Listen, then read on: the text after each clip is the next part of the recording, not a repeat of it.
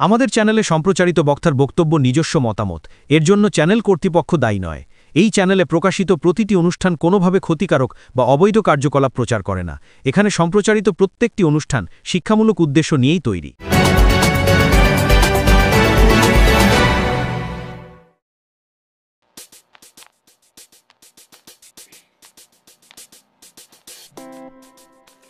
আরপিএফের হস্তক্ষেপ বন্ধ করুন, না হলে রেল লাইনের পাথরই হাতে নেবে মানুষ, বিধায়কের হুঙ্কার।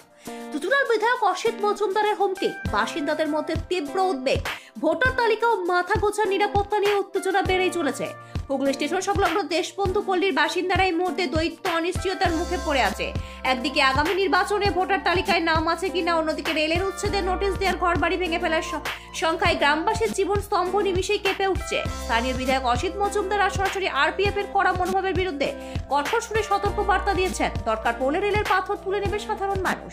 স্থানীয় সূত্রে জানা যায়, হাওড়া ব্যান্ডেল শাখা রেল লাইনের পশ্চিম তীরে প্রায় 30 বছর আগে পূর্ববঙ্গ থেকে আগত মানুষ বসতি গড়ে তোলেন। রেল লাইনের ধারে দীর্ঘদিন ধরে নিকাশি খাল ও ধান্য গবেষণা কেন্দ্রের পাঁচিলের মধ্যে খুঁটিয়ে খুঁটিয়ে কঠোরভাবে বসতি গড়ে ওঠে। অনেক বাড়ি এখন পাকাকরণের স্তরে পৌঁছেছে।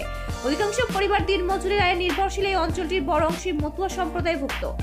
1 নভেম্বর এলাকায় উচ্ছেদ নোটিশ জারি করা হয়। সেখানে বলা হয় 14 নভেম্বরের মধ্যে সবকিছু খালি করে সরে যেতে হবে। খুশি মতেই অল্প সময় পেয়ে স্থানীয় তীব্রভাবে ক্ষুব্ধ এবং উদ্বিগ্ন। তাদের অভিযোগ, নির্বাচন প্রক্রিয়া চালু অবস্থায় ভোটার তালিকায় নাম নেই। এই অনিশ্চয়তার সঙ্গে মিলিয়ে আরপিএফ এর বারবার হুমকির কারণে পরিস্থিতি আরো ক্রমশ টানাপোড়েনে পরিণত হচ্ছে। আজ সকালে আরপিএফসি নোটিশ যথাযথ বাস্তবায়ন নিয়ে এলাকায় পরিদর্শনে এলে এলাকাবাসীদের ঘিরে ধরে এবং শুরু হয় তর্ক বিতর্ক। ওই সময় উপস্থিত হন চুচুড়ার বিধায়ক অসিত মজুমদার এবং পঞ্চায়েত কমিটির সদস্যরা। বিধায়কের সঙ্গে কথা বলার পর আরপিএফ ঘটনাস্থল ত্যাগ করে, কিন্তু এই বচসা ঘটনায় উত্তেজনা ছড়িয়ে পড়ে।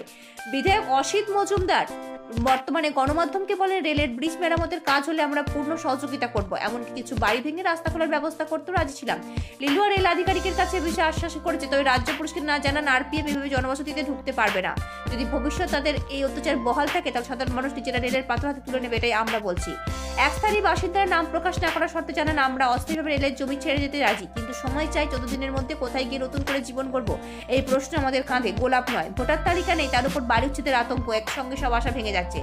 রাজ্য আশ্রয় ভোটার তালিকা বিধায়ক দপ্তরে কোনো সূত্রে এখনো আনুষ্ঠানিক প্রতিক্রিয়া জানা যায়নি। লিলুয়া রেলের একটি সিনিয়র আধিকারিককে যোগাযোগ করার পর জানা যায়, ব্রিজ মেরামত প্রকল্প বাস্তবায়নের প্রয়োজনীয়তার কথা বিবেচনা করে কিছু রাস্তামুখী ব্যবস্থা নেওয়া হতে পারে, তবে স্থানীয় ব্যক্তিকে নিরাপত্তা দেওয়া হবে কিনা তার নিশ্চয়তা এখনো মেলেনি। পাশাপাশি রাজনৈতিক কর্মীদের পক্ষ থেকে উদ্বেগ প্রকাশ করা যে পঞ্চায়েত এলাকার গণ্যমান্য ব্যক্তিরা চেয়েছেন নির্দেশিকা জারি করার আগে জনপর্যায়ে পর্যাপ্ত পরামর্শ, ক্ষতিপূরণ বা পুনর্বাসনের স্পষ্ট প্ল্যান থাকা আবশ্যক। তাহলে স্থানীয়রা আশঙ্কা করছেন এই ঘটনা সামাজিক অবস্থা উত্তপ্ত করে এবং বড় ধরনের সামাজিক সংঘর্ষের মুখে ফেলবে। স্থানীয় বাসিন্দা রোশনি বিশ্বাস বলেন, আমরা রেলের জায়গায় শুদ্ধ চিত্রে বসবাস করে তুলিনি, সময় নিলে আমরা সম্মত, কিন্তু হঠাৎ করে খালি করে দেওয়া নোটিশ আর পুলিশি চাপ একই দুটো একসাথে বড় বিপর্যয় ডেকে আনবে। স্থানীয় রাজনৈতিক বিশ্লেষকরা বলছেন, ভোটার তালিকা ও আবাস নিরাপত্তা এক অভিযোগে প্রশ্নবিদ্ধ হলে রাজনৈতিক মানসিক চাপ আরো বাড়বে। প্রশাসনকে দ্রুত একটি সমন্বিত সমাধান হিসেবে অনুকূলের সময়সীমা, বিকল্প বাড়ি বা ক্ষতিপূরণ এবং ভোটার তালিকা নিশ্চিতকরণের ব্যবস্থা নেওয়ার জন্য আহ্বান জানানো হচ্ছে। 14 নভেম্বরের আগে পর্যাপ্ত সময়ে পুনর্বাসন বা বিকল্প স্থায়ী ব্যবস্থা নিশ্চিত করতে হবে। আরপিএফ বা যে কোনো আইন শৃঙ্খলা বাহিনীর পদক্ষেপের আগে রাজ্য পুলিশ ও স্থানীয় প্রশাসনকে জানানো আবশ্যক করাও, যাতে অস্থিরতা এড়ানো যায়। এই সূত্রে জনজীবন সাংগঠনিক জটিলতার কারণে ভবিষ্যৎ পরিস্থিতি পর্যবেক্ষণ করা জরুরি। আরপিএফ প্রশাসন যদি সরাসরি মানুষের নিরাপত্তা ভোটাধিকার নিশ্চিত করার মতো উদ্যোগ না নেয়, তাহলে ঘটনাটি আরো ব্যাপক বিশৃঙ্খলা ডেকে আনতে পারবে বলে এলাকাবাসী সতর্ক করেছেন। ব্যুরো রিপোর্ট, আমার বাংলা নিউজ। আমি বলছি এই ভোট এসি তারপরে এই ভাঙা তিনটে মানে অসুবিধা আমাদের ঘরে এক টাইমেই পড়েছে। তাহলে আমরা কি করবো? খাওয়া নেই, ঘুম নেই, চিন্তা, মাথা খারাপ হয়েছে। এত সব টাইম আমরা কোথায় যাবো? একদিকে ভোটার কার্ড নিয়ে টেনশন, আবার নতুন টেনশন, তাহলে মানুষে কি করবে? আর কোথায় বেশি হচ্ছে না, এই চুজরো, হুগলি দিয়ে চুজরো, এই জায়গাটাই বেশি হচ্ছে। সকালে পুলিশ আসছে, যত দিন ঘুনিয়ে আসছে, সকাল বিকাল এসে বলে যাচ্ছে, এদিকে মিটিং করে চলে যাচ্ছে, যে যেখানে ডাকছে সেখানে যাচ্ছি, যে একটু সময় কোথায় পাই। আমরা আবার কি করবো বলুন? থাকবো তো বলিনি, সারা জীবন এখানে থাকবো, চলে যাবো, একটু সময় দিলে তো আমরা একটা ব্যবস্থা করতে পারি। এখন কোথায় না ঘর ভাড়া পাওয়া যাচ্ছে, না কিছু পাওয়া যাচ্ছে। মিলি হালদার আসছে আরপিএফ গুলো কখন কখন আসছে? ওই তো দুটো আর একটু সময় দিকে তো এলো, আজকে এসেছে। তাহলে বলুন, আমরা খাওয়া দাওয়া আমাদের শরীর খারাপ হয়ে যাচ্ছে, বাল বাচ্চা নিয়ে আমরা কোথায় যাবো? ছোট ছোট টাইম দিচ্ছে না, আমাদের কিছু সহযোগিতা করছে না, আমরা কোথায় যাবো? রাস্তায় নামবো? এই শীতকালে দিন আছে, কোথায় যাবো? শীতকালে ঠান্ডা কত, বাল বাচ্চা নিয়ে আমরা কোথায় যাবো? ছেলে মেয়ে নিয়ে বিধায়ক বলছে তাদের সঙ্গে কথা হয়েছে, তারপরেও এসে অত্যাচার। হ্যাঁ এসব করছে। আমাদেরকে টাইম দিতে হবে, 6 মাস 1 বছর টাইম দেখ আমাদেরকে, ঠান্ডাটা টাইম দেখ। আমরা কোথায় যাব? এর মধ্যে আমরা কোথায় যাব? টাইম না দিলে এই ঠান্ডার মধ্যে কোথায় যাব? ছেলে মেয়ে নিয়ে আপনারা বলেন, আস্তে থাকতে পারবো ছেলে মেয়ে নিয়ে? কি নাম? আমার নাম কল্যাণী।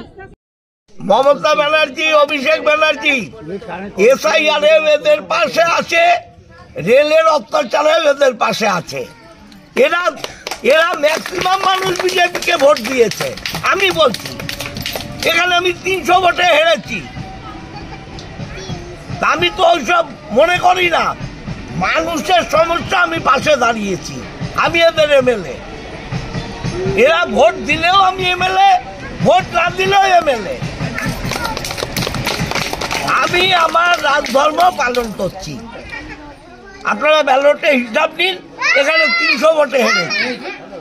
আপনি আইন হাতে তুলে নিতে বলছেন বিধায়ক হিসেবে, কি বলবেন, কেন বলছেন? আমি যা বলার ভেবে চিন্তাই বলেছি। ওরা যদি আরপিএফ যদি আমার লোকাল থানাকে না বলে ঢোকে, আইন হাতে উঠবে। কারণ এটাও আইন যে লোকাল থানাকে বলে আসতে হবে। আমার এখানে দুটো ভারী, একটা ব্যান্ডেল, একটা কোদালিয়া, এক। তাহলে ফাঁড়িকে বলে আসবে না কেন? জায়গাটা রাজ্য সরকারের, এলাকাধীন, আইন শৃঙ্খলা রাজ্য সরকারের।